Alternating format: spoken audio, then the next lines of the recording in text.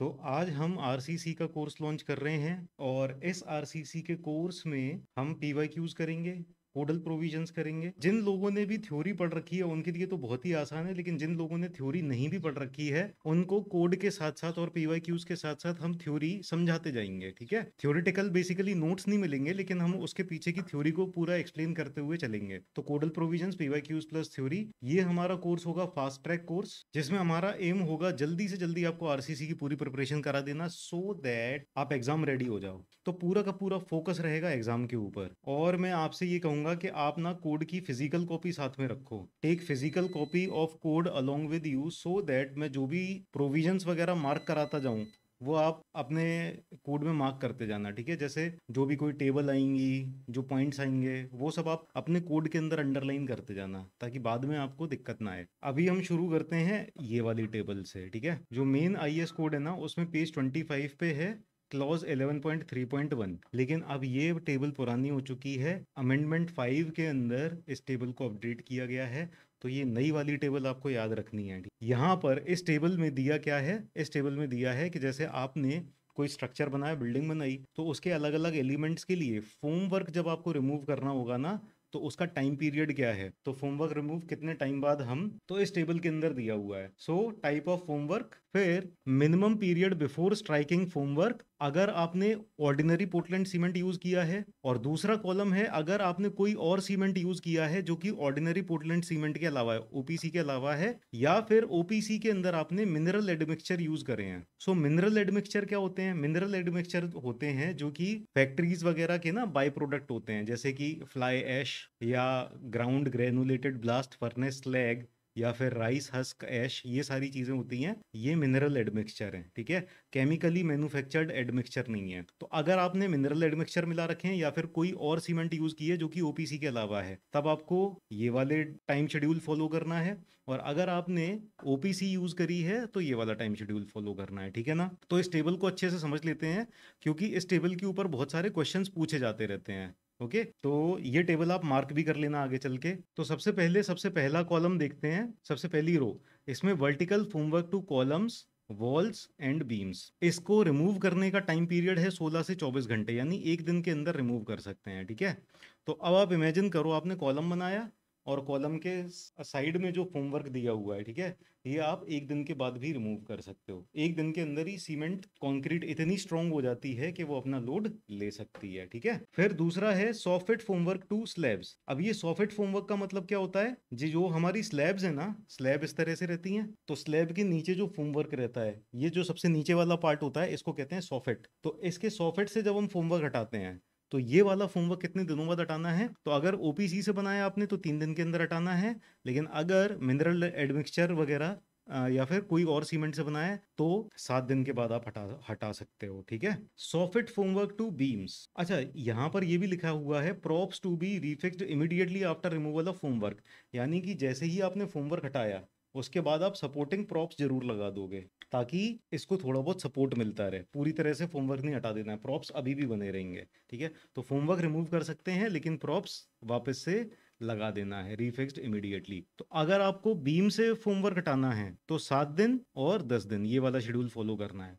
आप ये देखो, बीम्स यहाँ पर भी लिखा हुआ है और बीम्स यहाँ पर भी लिखा हुआ है, तो ये दोनों वाले बीम्स में क्या अंतर है? देखो, यहाँ पर जो ऊपर वाला बीम्स है ना, ऊपर वाला बीम्स, इसमें वर्टिकल फोमवर्क की बात की गई है। जैसे सपोज ये बीम थी आपकी, ये बीम थी, ठीक है, तो बीम में ये वाला जो फोमवर्क है ना, यहाँ पर जो सपोर्ट लगा हुआ है, ये वाला आप हटा सकते हो एक दिन बाद ही। लेकिन बीम के नीचे जो फोमवर्क है ना, यहाँ पर ये आपको एक दिन के बाद नहीं, ये आपको 7 दिन या 10 दिन के बाद हटाना है। क्लियर है? ठीक है, सो वर्टिकल फोमवर्क आप बीम्स, वॉल्स, कॉलम्स का एक दिन के बाद हटा सकते हो। ये पेज में सिर्फ एक ही दिया है, हाँ, क्योंकि आप कोड देख रहे हो बिना अमेंडमेंट 5 का। आपको अमेंडमेंट 5 के अंदर देखना ही है, तो अमेंडमेंट 5 की भी लिंक मैं आपको दे दूंगा। दूसरा कॉलम नहीं है ना, अमेंडमेंट 5 में है 2 कॉलम्स, इसका अमेंडमेंट भी आया हुआ है, तो अमेंडमेंट का भी लिंक मैं आपको दे दूंगा।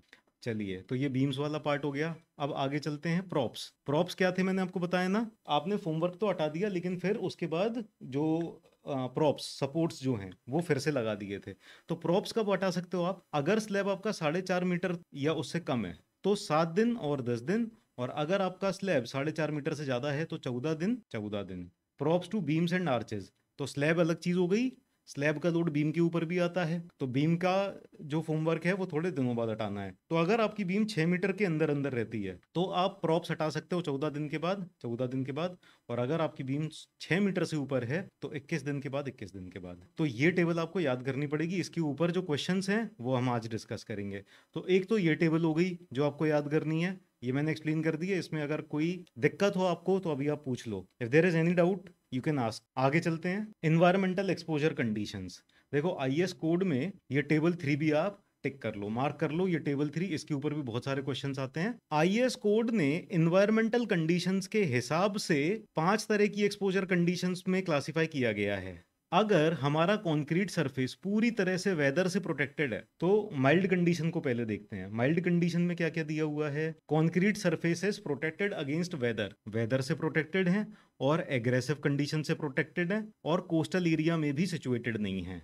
तो जब कोस्टल एरिया में भी सिचुएटेड नहीं है, ये सारी कंडीशन कहां पर आपको देखने को मिलेंगी, जैसे घर के अंदर के कॉलम्स हैं, घर के अंदर की बीम है, तो यहाँ पर ना तो बारिश आ रही है ना धूप पड़ रही है, कुछ भी नहीं हो रहा है, ये हर तरह से प्रोटेक्टेड है। तो अगर हर तरह से प्रोटेक्टेड है तो इस तरह की कंडीशन हो जाएगी माइल्ड कंडीशन। फिर आते हैं मॉडरेट कंडीशन पे। तो मॉडरेट कंडीशन में concrete surfaces sheltered from severe rain और फ्रीजिंग। तो रेन तो है, बारिश वारिश तो है, लेकिन सिवियर रेन नहीं है। थोड़ी बहुत बारिश जैसे हमारे यहाँ हो जाती है एमपी यूपी में, है ना। अगर हम सिवियर रेन की बात करेंगे तो कहाँ पर होगा, नॉर्थ ईस्ट स्टेट्स में। या फिर फ्रीजिंग वाइल वेट, तो जब वेट है और फ्रीजिंग हो सकती है, यानी सब जीरो टेम्परेचर जा सकते हैं, उससे भी प्रोटेक्टेड है, उससे भी प्रोटेक्टेड है। Concrete exposed to condensation and rain, तो रेन तो हो रही है और साथ में कंडेंसेशन भी हो जाता है, पानी जम भी जाता है, लेकिन जब कंक्रीट गीली है और उसी टाइम पे फ्रीज हो जाती है, ऐसी कंडीशन नहीं है, ठीक है। कंक्रीट कंटिन्यूअसली अंडर वाटर, तो अंडर वाटर कब होगी, जैसे ब्रिज है और ब्रिज के जो ये पिलर्स हैं ये पानी के अंदर रहेंगे ना, तो कंक्रीट अगर कंटिन्यूअसली अंडर वाटर है, ये वाली कंक्रीट इसकी बात कर रहे हैं। कंक्रीट इन कांटेक्ट और buried under non aggressive soil या ग्राउंड वाटर, तो कंक्रीट नॉन एग्रेसिव सॉइल में है। नॉन एग्रेसिव सॉइल जैसे कि सल्फर वगैरह नहीं है केमिकल के सॉइल के अंदर, या फिर क्लोरीन नहीं है बहुत ज़्यादा, तो एग्रेसिव सॉइल नहीं है जो कि कंक्रीट को खराब कर सकता है। तो नॉर्मल टाइप की फुटिंग्स वगैरह जो हम देते हैं ना घरों की, वैसी। और concrete surfaces sheltered from saturated salt in coastal area, तो कोस्टल एरिया समुद्र के किनारे वाला जो सॉल्ट एयर है, नमक वाली हवा, उससे प्रोटेक्टेड है। तो ये सारी कंडीशंस में अगर है तो इसका मतलब क्या हुआ, हमारी कंक्रीट का एक्सपोजर कंडीशन हमने कोड ने क्लासिफाई कर रखा है मॉडरेट। मॉडरेट में कोई दिक्कत किसी पॉइंट में, मॉडरेट समझ में आया। सिवियर रेन से बचा हुआ है, यानी ये बिल्डिंग चीरापूंजी में नहीं है, मानेसराम में नहीं है, नॉर्मल जगह पर है। कंडेंसेशन और रेन हो सकता है, यानी एमपी यूपी में हो सकती है बिल्डिंग, है ना, राजस्थान में हो सकती है, मतलब इस जगह पर है। कंटिन्यूअसली अंडर वाटर, यानी जो ब्रिज के पिलर्स हैं वो हो सकते हैं। Non aggressive soil, non aggressive soil में हो सकता है, ग्राउंड वाटर में हो सकता है। Concrete surfaces sheltered from saturated, यानी ये जो कॉन्क्रीट है कहाँ पर नहीं है, कोस्टल एरियाज में नहीं है, गोवा में नहीं है, मुंबई में नहीं है, उस जगह पर नहीं है। तो ऐसे ऐसी कॉन्क्रीट को मॉडरेट एक्सपोजर कंडीशन में रखा। अब सिवियर कंडीशन देखते हैं। अगर कॉन्क्रीट के ऊपर सिवियर रेन होने लगी, यानी हमारी बिल्डिंग कहाँ पर है, मानेसराम, चीरापूंजी, बहुत ज्यादा बारिश हो रही है वहां पर, ठीक है, तो severe exposure condition. Alternate waiting and drawing, गीली हुई कंक्रीट सूख गई, गीली हुई। और ओकेजनल फ्रीजिंग वाइल वेट, कभी कभी कंक्रीट गीली है उस टाइम पे भी फ्रीजिंग हो जाती है। या फिर सिवियर कंडेंसेशन है, तो ये सारी कंडीशन सिवियर में आ जाएंगी। फिर दूसरा, completely immersed in sea water, तो जो समुद्र का पानी है उसमें कंटिन्यूअसली इमर्स्ड है। एक्सपोज्ड टू कोस्टल एनवायरनमेंट, यानी चेन्नई में, गोवा में, वहां पर भी कंक्रीट हो सकती है। तो अगर इन सब जगह पर है हमारा आरसीसी स्ट्रक्चर, तो वो आ जाएगा सिवियर एक्सपोजर कंडीशन में। अब वेरी सीवियर देख लेते हैं। Concrete surfaces expose to sea water spray, यानी हमने थोड़ा सा ऐसी जगह पर बना दी है कि सी वाटर का स्प्रे आता है, सी वाटर का स्प्रे आया, चला गया, फिर सी वाटर का स्प्रे आया, तो यानी सी वाटर अपना नमक नमक छोड़ गया इसके ऊपर, है ना, नमक छोड़ गया, फिर आया तो नमक धीरे धीरे जमता जाएगा, तो ये हो जाएगा very severe condition, right. Corrosive fumes हैं, कोरोसिव फ्यूम्स मतलब कि जहां पर ऐसी गैसेस वगैरह निकल रही हैं जो हमारे कंक्रीट के अंदर जो स्टील है उसका कोरोजन कर सकती हैं, तो हमारी कंक्रीट हो गई वेरी सीवियर कंडीशन में। कहां पर हो सकता है, कोरोसिव फ्यूम्स आ सकती हैं आपकी ऐसी जगह पर जहां पर सीवेज ट्रीटमेंट प्लांट वगैरह लगे हुए हैं, या फिर कोई और केमिकल फैक्ट्री वगैरह है, तो वहां पर कोरोसिव फ्यूम्स आ सकती हैं, वेरी सीवियर कंडीशन हो गई, है ना। सिवियर फ्रीजिंग कंडीशन, है ना, हमारी कंक्रीट भीगी हुई है, गीली है, और वहां पर सिवियर फ्रीजिंग हो जाती है, बहुत यानी सब जीरो टेम्परेचर चला जाता है। कंक्रीट इन कांटेक्ट विद और बरीड अंडर एग्रेसिव सॉइल, यानी सॉइल के अंदर सल्फेट्स हैं, क्लोराइड्स हैं, तो ये कंक्रीट पे अटैक कर सकते हैं, और ग्राउंड वाटर में भी इस तरह की चीजें हैं, ठीक है। तो ये सारी की सारी कंडीशन क्या हो गई हैं, वेरी सीवियर कंडीशन। अब हम चलते हैं एक्सट्रीम कंडीशन पे। तो कंक्रीट हमारी टाइडल जोन में है, तो टाइडल जोन में क्या होता है कि टाइड आई, कंक्रीट डूब गई, फिर टाइड चली गई, तो कंक्रीट बाहर है। तो टाइड क्या होता है, टाइड में वो क्या होता है, पानी ऊपर, पानी का लेवल ही ऊपर चला जाता है, पानी का लेवल धीरे धीरे धीरे धीरे ऊपर आया, तो कंक्रीट डूबी है, काफी टाइम तक डूबी है। फिर क्या हुआ, टाइड जब लो हुई तो वो फिर काफी टाइम तक एक्सपोज हो गई है ना, फिर ये उसमें डूब गई है। तो इस तरह से tidal zone. Members in direct contact with liquid solid aggressive chemicals, तो अगर लिक्विड या सॉलिड एग्रेसिव केमिकल्स, यानी जो सीवेज ट्रीटमेंट प्लांट है उसके लिक्विड में ही डूबा हुआ है, या एग्रेसिव केमिकल्स हो, तो वहां पर तो क्लोराइड और नाइट्रोजन वगैरह जाने क्या क्या होता है, तो ये बहुत ज्यादा अटैक करेंगे ना हमारी कंक्रीट पर। तो ये हो गई है एक्सट्रीम कंडीशन, एक्सट्रीम कंडीशन। तो ये सारी की सारी एक्सपोजर कंडीशंस कितनी कितनी क्लासेस में क्लासिफाई किया हुआ है, 5 कैटेगरीज में क्लासिफाई किया हुआ है। तो ये टेबल आपको याद कर लेनी है, ठीक है, बहुत इंपॉर्टेंट टेबल है। एक ये टेबल याद करनी है आपको, एक ये टेबल याद करनी है जो अमेंडमेंट 5 में दी हुई है। इसके ऊपर बहुत सारे क्वेश्चंस आते हैं एसएससी जेईई में, स्टेट सर्विसेज में। चलिए, अब ये जो एक्सपोजर कंडीशंस हैं इसके हिसाब से हमें कंक्रीट के अंदर भी तो चेंजेस करने पड़ते हैं। जैसे मान लो माइल्ड माइल्ड कंडीशन थी, अब यहाँ पर 2 कॉलम्स दिए हुए हैं, एक तो प्लेन कंक्रीट का। अच्छा, ये वाली टेबल भी आपको बता देता हूँ, टेबल 5 भी लिख लो, इंपॉर्टेंट, ये भी आपको याद करनी है। तो टेबल 5 में 2 कॉलम्स दिए हुए हैं, मेन कॉलम्स, एक तो प्लेन कंक्रीट का और एक रीइंफोर्स्ड कंक्रीट का।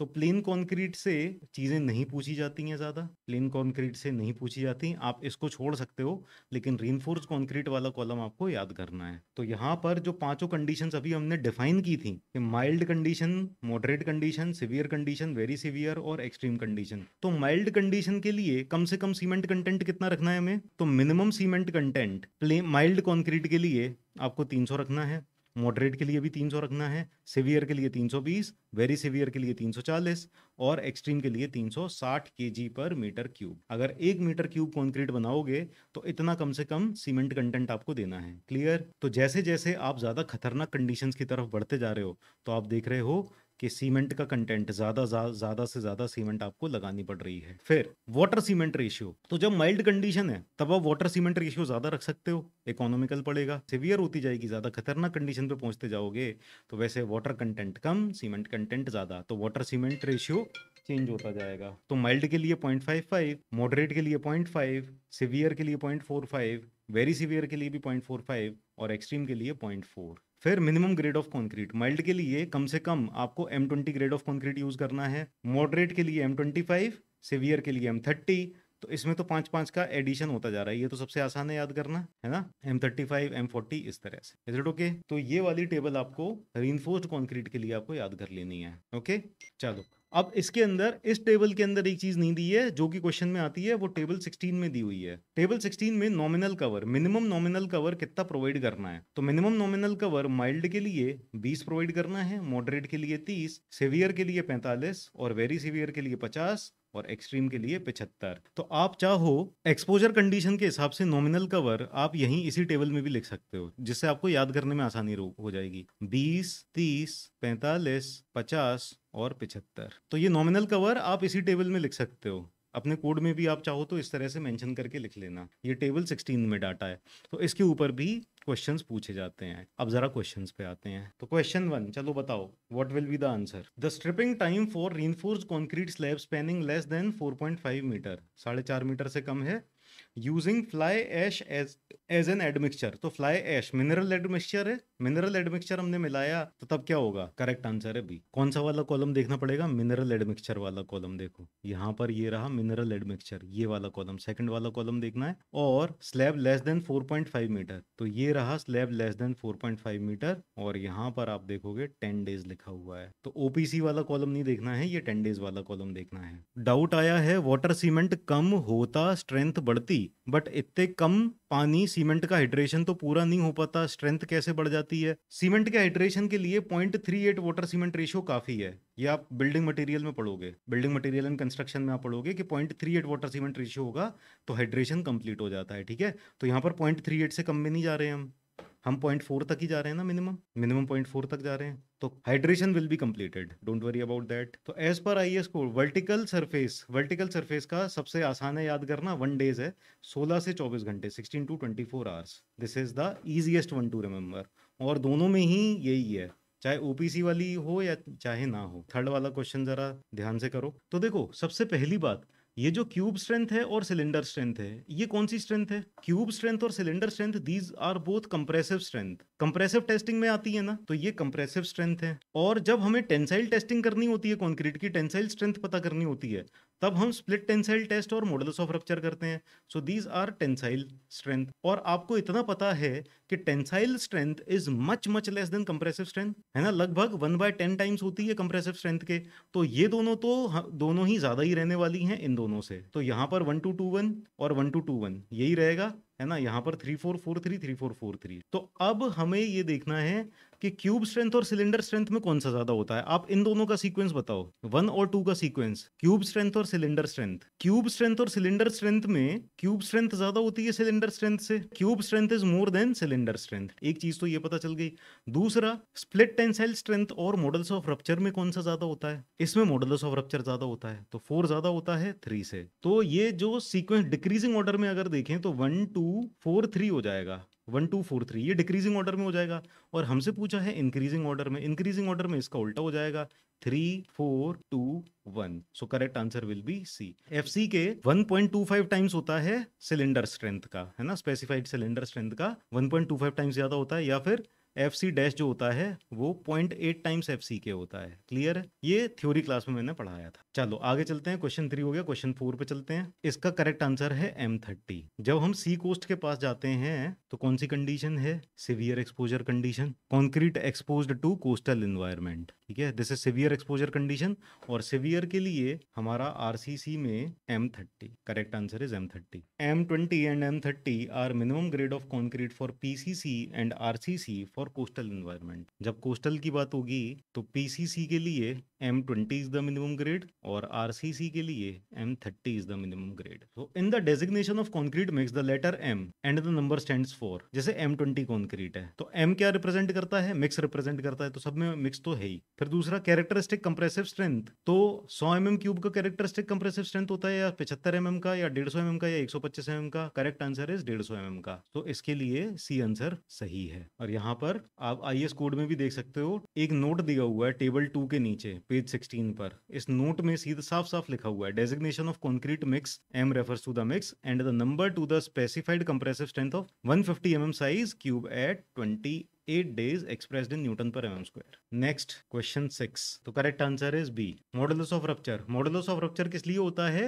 टेंसाइल स्ट्रेंथ टेस्ट करने के लिए होता है। और ये फ्लेक्सुरल टेंसाइल स्ट्रेंथ होती है जो फ्लेक्सर टेस्ट से आती है, थर्ड पॉइंट लोडिंग से आती है। थर्ड पॉइंट लोडिंग इस तरह से लगाते हैं, हम बीच में एक पॉइंट लगा देते हैं, तो यहाँ से मॉडल्स ऑफ रप्चर हम कैलकुलेट कर लेते हैं। और ये आईएस कोड में सीधे सीधे दे दिया एम्पिरिकल फॉर्मूला 0.7 √FC के। तो आप 6.2.2 यहाँ पर भी देख सकते हो, फ्लेक्सुरल स्ट्रेंथ दिया हुआ है 0.7 √FC के न्यूटन पर mm स्क्वायर। FC के कैरेक्टरिस्टिक क्यूब स्ट्रेंथ है और FCR है modulus of rupture of concrete. Modulus of rupture means stress eight extreme fibre in bending. मतलब पहला जो फ्लेक्सर क्रैक डेवलप होता है बेंडिंग में, पहला फ्लेक्सर क्रैक जब जिस स्ट्रेस पे डेवलप होता है, जिस टेंसाइल स्ट्रेस पे डेवलप होता है, तो आप उसको स्ट्रेंथ इन बेंडिंग भी बोल सकते हो। FE 500 का मिनिमम यील्ड स्ट्रेंथ कितना होगा? 500 ही तो होगा, इसमें भी कोई डाउट है क्या? ठीक है, यहाँ पर ये पिल्लई मेनन जो बुक है ना, पिल्लई मेनन के अंदर ये साफ साफ लिखा हुआ है, for purpose of reinforced concrete design code grades reinforcing specified yield strength कितना दिया? FE 250, FE 415 और FE 500, ये 3 ग्रेड ऑफ स्टील के लिए दिया हुआ है। तो FE 250 की स्ट्रेंथ कितनी है? 250 मेगापास्कल। 415 की स्ट्रेंथ कितनी है? 415 मेगापास्कल। और FE 500 की है 500 मेगापास्कल। क्लियर है? ठीक है, क्वेश्चन 8, इसका आंसर बताओ। Modulus of elasticity, modulus of elasticity E क्या होता है? 5000 √FC के। EC क्या है? 5000 √FC के।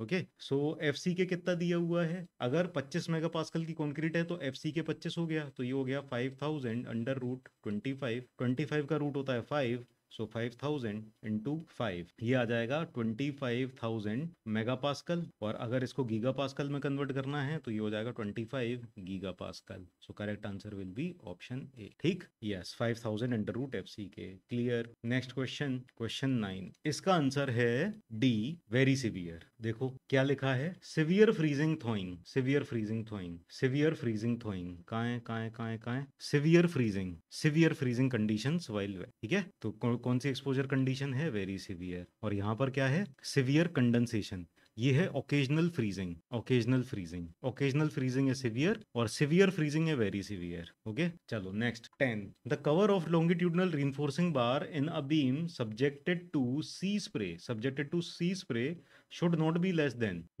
तो सी स्प्रे कहां पर है, कवर इसका वैसे तो ना 50 mm है, 50 mm है सही answer, 50 mm is the correct answer. देखो subjected to sea spray, sea spray की एक्सपोजर कंडीशन कहाँ दी हुई है, सी स्प्रे देखें तो सी वाटर स्प्रे, ये दिया है सी वाटर स्प्रे, दिखाई दे रहा है, this is sea water spray, तो कंडीशन इसकी एक्सपोजर कंडीशन वेरी सीवियर है, और वेरी सीवियर के लिए अगर आप ये देखोगे तो 50 है, ठीक है, करेक्ट आंसर इज 50, तो किससे कम नहीं होना चाहिए, 50 से कम नहीं होना चाहिए, 50 से कम नहीं होना चाहिए, इसका मतलब 25 होना चाहिए, क्या 25 हो सकता है, नहीं हो सकता, 40 हो सकता है क्या, नहीं हो सकता, तो क्लोजेस्ट जो है वो सी मार्क करेंगे हम, ठीक है, वैसे अगर, ठीक है, समझ गए ना कि हम सी क्यों मार्क करेंगे, हम हायर साइड क्यों जाएंगे, क्योंकि 50 से कम नहीं हो सकता, 50 से कम हो जाएगा तो फिर ये जल्दी डिटोरेट हो जाएगा स्ट्रक्चर, है ना, हमारी ड्यूरेबिलिटी रिक्वायरमेंट्स को सेटिस्फाई नहीं करेगा, इसलिए हम ज्यादा तो जा सकते हैं इस कवर से लेकिन कम नहीं जा सकते। Factor of safety for steel is lower than that of concrete, बिल्कुल ठीक बात है, फैक्टर ऑफ सेफ्टी और स्टील कितना होता है, स्टील का फैक्टर ऑफ सेफ्टी होता है 1.15, और कंक्रीट का फैक्टर ऑफ सेफ्टी कितना लेते हैं हम, 1.5, ठीक है ना, आपको ये 36.4.21 में मिल जाएगा, 1.5 फैक्टर ऑफ सेफ्टी लिया जाता है कंक्रीट के लिए और 1.15 लिया जाता है स्टील के लिए, बताओ ऐसा क्यों करते हैं, वाई, ठीक है। नेक्स्ट क्वेश्चन पे चलते हैं, क्वेश्चन नंबर 12, ये तो बहुत ही सिंपल है, question number 12 is very simple, partial factor of safety for concrete steel because quality control of concrete is not assured therefore, हाँ, स्टील फैक्ट्री में मैन्युफैक्चर होता है तो क्वालिटी कंट्रोल उसका ज्यादा अच्छा होता है, कंक्रीट साइट पे बनता है इसलिए क्वालिटी कंट्रोल उतना अच्छा मेंटेन कर नहीं पाते, तो correct answer is B, reinforced cement concrete. Next 13, ठीक है, तो ये तो स्ट्रेंथ ऑफ मटेरियल में भी पढ़ रखा है, correct answer is creep, concrete में डिफॉर्मेशन सस्टेन्ड लोडिंग की वजह से लगातार लोड लगा हुआ है और डिफॉर्मेशन बढ़ता जा रहा है तो वो होता है क्रीप डिफॉर्मेशन, ठीक है। Next question, additional cover thickness to be provided in reinforced concrete member that are totally immerse in sea water, totally immerse in sea water के लिए पहले एक्सपोजर कंडीशन देखें कौन सी है, so totally immerse in sea water, completely immerse in sea water, ये रहा, तो exposure condition is severe, severe exposure condition हो गई, सिवियर एक्सपोजर कंडीशन के लिए हमारे पास कवर है 45 mm, 45 mm कवर प्रोवाइड करना है। अब यहां पर पूछा क्या है, additional cover thickness, additional cover thickness का मतलब क्या है, what is the meaning of additional, कुछ एक्स्ट्रा कवर थिकनेस बोला गया है, एक्स्ट्रा किसके रिस्पेक्ट में एक्स्ट्रा बोला जाएगा, अगर एक्स्ट्रा एडिशनल कितना प्रोवाइड करना है तो एडिशनल कवर थिकनेस कितना किसके रिस्पेक्ट में एक्स्ट्रा बोला जाएगा, तो जो बेस है सबसे कम वाला माइल्ड के रिस्पेक्ट में, तो माइल्ड के रिस्पेक्ट में एडिशनल कितना हो जाएगा +25, ये हो जाएगा 45, ठीक है, तो correct answer is 25 is the additional cover thickness. चलो करेक्ट आंसर इज ए। अब अगले क्वेश्चन पे चलते हैं, question 15, grade of steel is designated as Fe415, Fe415 हम स्टील कब कहेंगे, क्या रीजन होगा, किस चीज की वजह से हम किसी स्टील को Fe415 स्टील कहेंगे, कैरेक्टरिस्टिक स्ट्रेंथ इज 415, तो यहां पर हम कैरेक्टरिस्टिक स्ट्रेंथ ही कंक्रीट की भी लेते हैं, कैरेक्टरिस्टिक स्ट्रेंथ ही स्टील की भी लेते हैं, पर स्टील में जो कैरेक्टरिस्टिक स्ट्रेंथ है वही यील्ड स्ट्रेंथ के बराबर ही हो जाती है ना। चलो क्वेश्चन 16 पे चलते हैं, minimum grade of concrete to be used in reinforced concrete, ठीक है, उत्तराखंड पीएससी में 2012 में भी आया, 2007 में भी आया, और भी कई सारे बार आया है, बहुत बार आया है ये question, many times this question has been asked. चलो ठीक है, correct answer is C, M20। PCC के लिए होता है, पीसीसी के लिए मिनिमम ग्रेड वैसे होता है जो कोड में लिखा हुआ है वो 15 लिखा हुआ है, और आरसीसी के लिए M20 लिखा हुआ है, ठीक है। चलिए अगले क्वेश्चन पे चलते हैं, ठीक है, यहाँ पर ये टेबल भी है, M20 मिनिमम ग्रेड है, कोस्टल एनवायरनमेंट के लिए M30 है, चलो ये सी कोस्ट वाला देख ही लिया है ना, M30 है, इसको अब रहने देते हैं, अभी अभी देखा जस्ट हमने, राइट। ये बताओ इसका आंसर 18 का answer, factor used for account for difference in strength indicated by cube test, तो जो क्यूब टेस्ट से स्ट्रेंथ आती है वो क्या आती है, FCK आती है ना। क्यूब टेस्ट से स्ट्रेंथ आती है,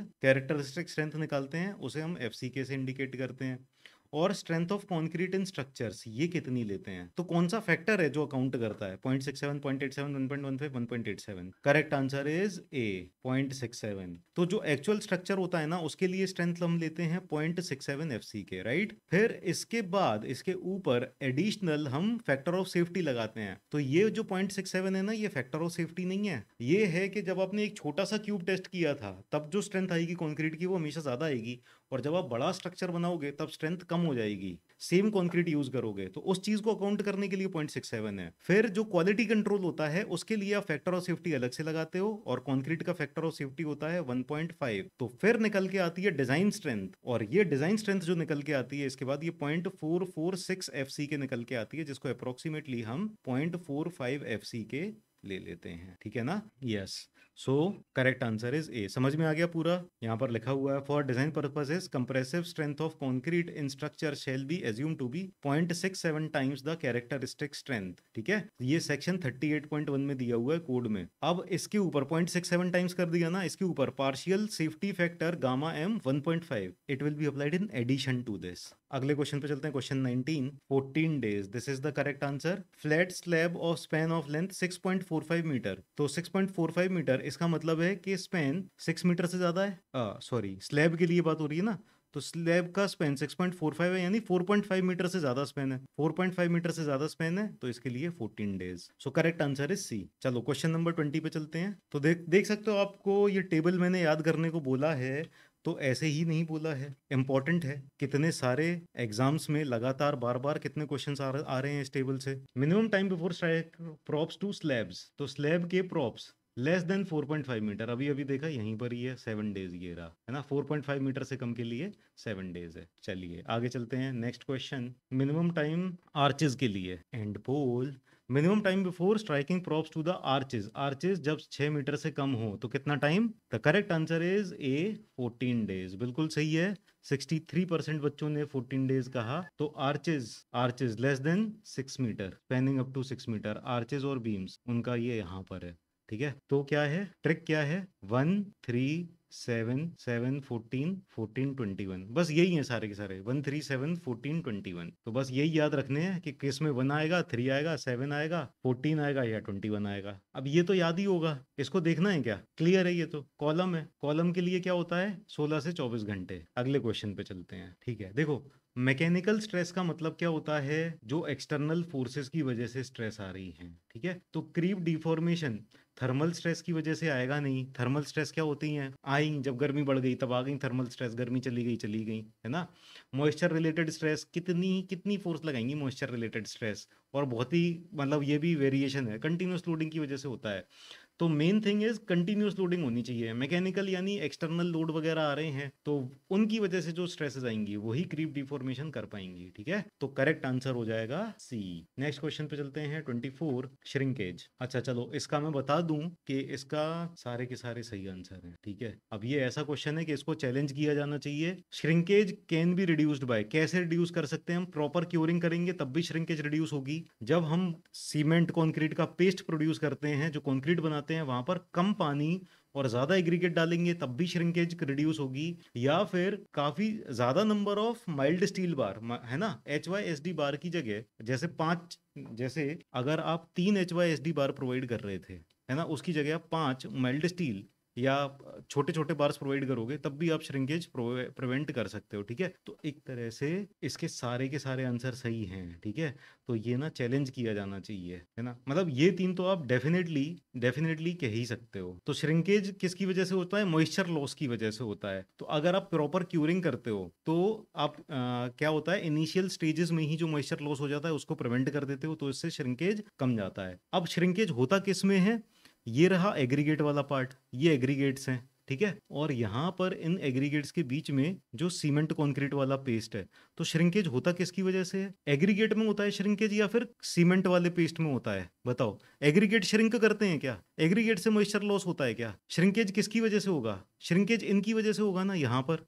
तो जब यहाँ से वाटर लॉस होगा तब श्रिंकेज होगा। तो when they will shrink, cement concrete में जो वाटर है, इसके हाइड्रेशन के टाइम पे जब वाटर लॉस होता है, ठीक है, तो अगर हम पानी कम रखें और एग्रीगेट ज्यादा रखें, तो एग्रीगेट ज्यादा होंगे तो श्रिंकेज कम होगा ना। क्लियर है ना? कम पानी रखो और एग्रीगेट ज्यादा रखो तो श्रिंकेज कम होगा। पर अगर आपको एग्जाम में मार्क करना हो तो आप क्या करोगे? एग्जाम में मार्क फिर प्रॉपर क्योरिंग मार्क कर दो। क्लियर है? Option A. वैसे ना ऑप्शन ए बी सी तो तीनों ही सही हैं डेफिनेटली। अगले क्वेश्चन पे चलते हैं। ये 2014 में आया है, ईएसी 2005 में आया है, ईएसी 2009 में आया है, कितनी बार आया है? तो ये हो जाएगा, अगर फ्लेक्सुरल टेंसाइल स्ट्रेंथ FCR, ये क्या होता है 0.7 अंडर रूट FC के, और FC के यहाँ पर दिया हुआ है 25, ठीक है, तो 0.7 अंडर रूट 25 मतलब हो जाएगा 5, तो 0.7 इंटू 5 हो जाएगा 3.5। Correct answer is option B, है ना, 6.22 यहाँ पर दिया हुआ है। ठीक है, चलिए अगले क्वेश्चन पे चलते हैं। क्वेश्चन 26, तो करेक्ट आंसर इज ऑप्शन ए।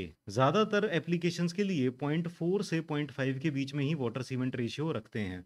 अगर आप यहाँ पर देखोगे तो यहाँ पर भी जितनी भी कंडीशंस हैं उनके लिए वाटर सीमेंट रेशियो कहाँ से कहाँ तक है? 0.4 से 0.55 दिया हुआ है, 0.4 टू 0.55। तो मोस्ट अप्रोप्रिएट आंसर देखो, 0.6 तक हम कहीं नहीं जा रहे ना, 0.6 तक नहीं जा रहे हैं, है ना, तो 0.4 से 0.5 यही सबसे ज्यादा अप्रोप्रिएट आंसर है। Correct answer is option A. चलिए अगले क्वेश्चन पे चलते हैं। क्वेश्चन 27, तो correct answer is option C. C सही है। M20 कॉन्क्रीट के लिए क्या हो जाएगा? 20 मेगापास्कल या 20 न्यूटन पर mm²। बिल्कुल ठीक है। चलिए वेरी गुड। नेक्स्ट क्वेश्चन पे चलते हैं, क्वेश्चन नंबर 28, तो correct answer is option A. Option A 45 metre in length. ये ज्यादा पूछा भी नहीं गया है ना, एक आध बार का ये क्वेश्चन है। तो 27.2 IS कोड में प्रोविजन 27.2 में दिया है, normally structures exceeding 45 metre in length are designed with 1 और मोर एक्सपेंशन जॉइंट्स। वैसे ना ये बहुत सारी चीज़ों पर डिपेंड करता है कि वहाँ पर ह्यूमिडिटी कितनी है, वहाँ पर टेम्परेचर कितना रेंज करता है, रीइंफोर्समेंट कितना प्रोवाइड किया है, सो मेनी थिंग्स, है ना, various factors, temperature, exposure to weather, time, season, laying of concrete, ठीक है, तो इतनी सारी चीज़ों पर डिपेंड करता है। तो नॉर्मली हम ये वाला देते हैं, लेकिन आखिरी डिसीजन ना वहाँ के इंजीनियर पर छोड़ दिया जाता है कि इंजीनियर अपने हिसाब से डिसाइड कर सकता है कि आपको एक्सपेंशन जॉइंट कितने गैप के बाद देने हैं, राइट। ठीक है, 27.2। नेक्स्ट पे चलते हैं, क्वेश्चन 29। ठीक है, modulus of rupture of concrete, ये फ्लेक्सुरल टेंसाइल स्ट्रेंथ का ही मेजर है। फ्लेक्सुरल टेंसाइल स्ट्रेंथ मेजर करते हैं इससे, है ना, थोड़ी देर पहले भी डिस्कस किया था, है ना। कैसे करते हैं? थर्ड पॉइंट लोडिंग लगाते हैं, तो फ्लेक्सुरल टेस्ट करते हैं, यहाँ पर दो सपोर्ट रहते हैं, बीच में लोड होता है, ये लोड बढ़ाते जाते हैं बढ़ाते जाते हैं, इसकी वजह से क्या होता है? बेंडिंग मोमेंट बढ़ता जाता है, बेंडिंग मोमेंट बढ़ रहा है तो बेंडिंग स्ट्रेसेस बढ़ रहे हैं, और उससे FCR इज इक्वल टू क्या होता है? My/I, है ना, इससे हम FCR मेजर कर सकते हैं। क्लियर है? तो फ्लेक्सुरल टेंसाइल स्ट्रेंथ मेजर कर लेते हैं। लास्ट क्वेश्चन, चलो करेक्ट आंसर इज सी, इसका आंसर सी है। तो आज की क्लास में 30 क्वेश्चंस थे, ये हमने कर लिए। अर्थक्वेक के लिए ये इंपॉर्टेंट है, 1893 2002, this is the main important code for earthquake, ठीक है।